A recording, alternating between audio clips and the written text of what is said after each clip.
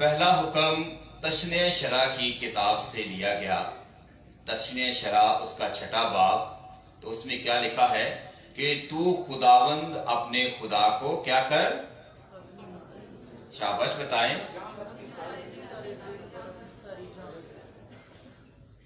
یہودی لوگ اس حکم کو تعویذ بنا کر اپنے ماتھے پر باندھتے، مرد اپنے بازو پر باندھتے ہیں۔ یہودیوں کی بات کر رہے ہیں۔ کیوں؟ کیونکہ یہ آپ تشنیع شرع کا یہ 6واں باب پڑھیں گے تو یہ شریعت کی کتاب ہے، The Book of Deuteronomy، لا، قانون کی کتاب ہے۔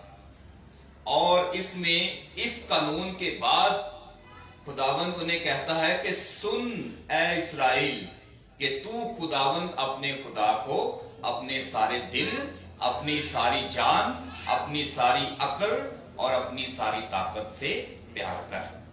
بس یہی ہے لکھا وہاں پر۔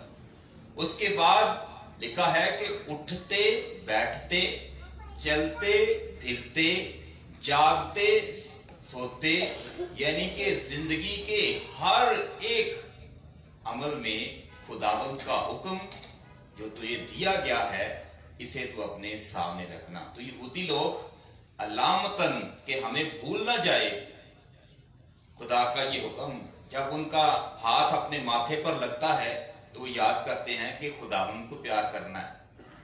اپنے بازو پر لگتا ہے تو وہ جانتے ہیں کہ خداوند کو پیار کرنا ہے۔ دوسرا حکم ہے احبار کی کتاب میں۔ احبار کی کتاب میں خدا شریعت میں، تورات میں ہمسائے کے پیار کی بات کرتا ہے۔ اور آج کی انجیل مقدس میں خداوند تشنیع شرع کی کتاب اور احبار کی کتاب میں لکھے ہوئے 2 احکامات کو ایک حکم میں تبدیل کر دیتا ہے۔ وہ کہتا ہے کہ پہلا حکم دوسرے حکم سے بڑا یا چھوٹا نہیں ہے، کیونکہ پہلا حکم دوسرے کی تکمیل سے ہی مکمل ہوتا ہے۔ اور اسی لیے خداوند کا شاگرد یوحنا رسول کیا کہتا ہے کہ تو اگر اپنے بھائی سے، جسے تو دیکھتا ہے، جسے تو چھوتا ہے، جس سے بات کرتا ہے، اس سے پیار نہیں کرتا تو کیوں کر اس سے پیار کر سکتا ہے جسے تو نہ دیکھتا ہے، نہ تو محسوس کر سکتا ہے اور نہ ہی تیری آنکھیں اس کی حضوری کا تجربہ کر سکتی۔ تو مقدس یوحنا رسول بھی خداوند یسوع مسیح کی تعلیم کو آگے لے کر جاتا ہے، اور وہ کیا کہتا ہے کہ پہلے حکم کی تکمیل کے لیے دوسرے حکم کو پہلے عمل میں لانا ضروری۔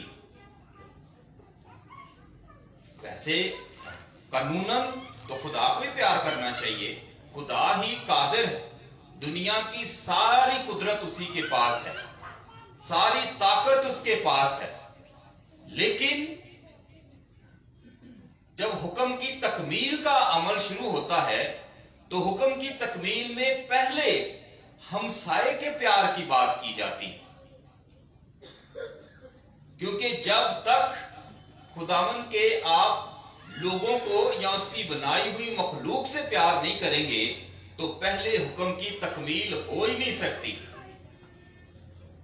مثال کے طور پر بہت سارے لوگوں کو خداوند نے بڑا فضل دیا ہوا ہے، فضل سے مراد پیسہ دیا ہوا ہے، اچھا رہن سہن دیا ہوا ہے، اور لوگ کیا کرتے ہیں کہ اپنے اس پیسے سے زیارت کرتے ہیں۔ ہمارے مسیح بھی زیارت کرتے ہیں پاک مقامات کی، چلے وہ اسرائیل نہیں جا سکتے لیکن کم از کم وہ جارڈن یا فلسطین تو جا سکتے ہیں، وہاں پر بھی مقدس مقامات ہیں۔ اور ان مقامات میں جانے کے لیے انہیں کیا چاہیے؟ پیسہ درکار ہے، ایک تو ٹکٹ کے لیے، دوسرا وہاں پر رہائش کے لیے بھی پیسہ چاہیے۔ اور خداوند کو خوش کرنے یا خداوند کی حضوری کو وہاں پر جا کر محسوس کرنے کے لیے ہم اتنا پیسہ خرچ کر کے وہاں پر جاتے ہیں، جبکہ آپ کو معلوم ہے کہ آپ کے ارد گرد، آپ کے اڑوس پڑوس، آپ کے بہن بھائیوں میں سے کچھ آپ کے عزیز تقریباً کہہ سکتے ہیں کہ غربت کی زندگی گزار رہے، ان کے پاس اتنے وسائل نہیں ہیں کہ وہ ایک وقت کی اچھی روٹی کھا سکے، کھاتے ہیں لیکن کم از کم آپ کی طرح نہیں.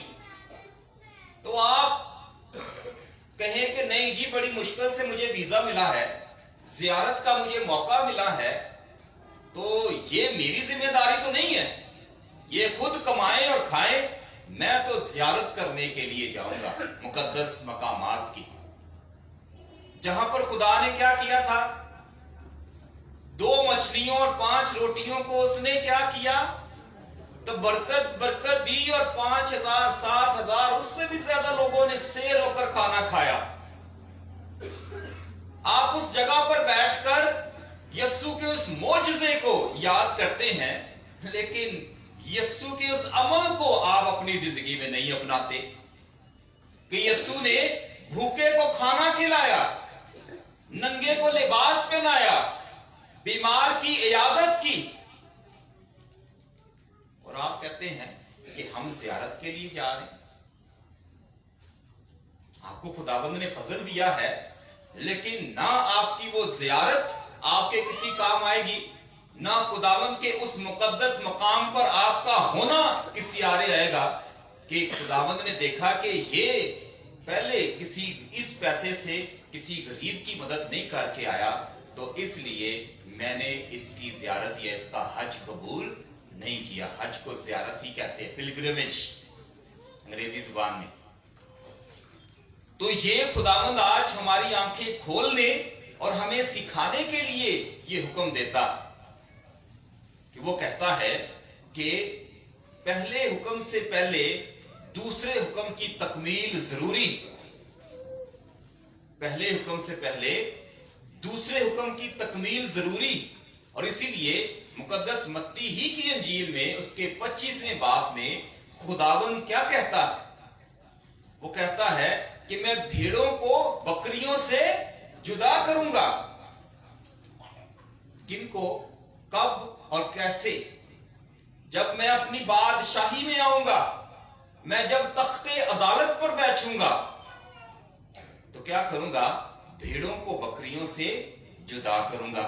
اس کا تجربہ مجھے بھی نہیں ہے، تجربہ آپ کو بھی نہیں ہے، نہ آپ بکریاں چراتے ہیں نہ میں بکریاں چراتا ہوں، نہ میرے پاس ریبڑ ہے نہ آپ کے پاس ہے. دیکھا ضرور ہے، پڑھا ضرور ہے، لیکن کم از کم آپ نے یہ محسوس ضرور کیا ہوگا کہ اگر بکریوں کا جھنڈ جا رہا ہے، گروہ جا رہا ہے، تو بکریاں جو ہیں وہ راستے میں اگر انہیں کوئی کھانے پینے کی چیز مل جاتی ہے تو وہ ادھر ادھر بھاگ جاتی ہیں.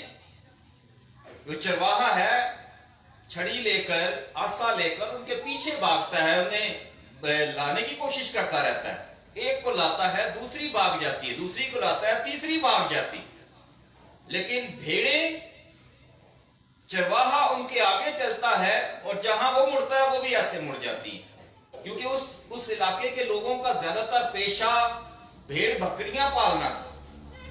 تو خداوند سمجھانے کے لیے انہیں کہتا ہے کہ وہ بھیڑوں کو بکریوں سے جدا کرے گا. بھیڑیں تابع دار اور بکریاں کسی حد تک تابع دار نہیں، نافرمان.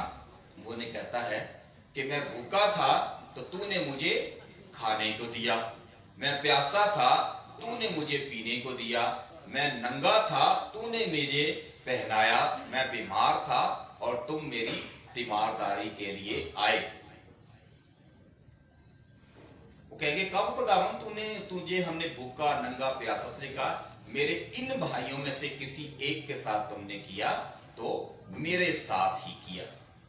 پھر اسی طرح وہ دوسروں کو کہے گا میں بھوکا ننگا پیاسا تھا تم نہیں آئے، تو اس کا مطلب تم نے ان کے ساتھ ایسا نہیں کیا تو میرے ساتھ بھی ایسا نہیں کیا. جنہوں نے ایسا کیا وہ میری بادشاہت میں بھیڑوں کی طرح جائیں گے، اور جنہوں نے ایسا نہ کیا میں ان کو بکریوں کی طرح اپنے اس بھیڑ کے جھنڈ سے الگ کر دوں گا.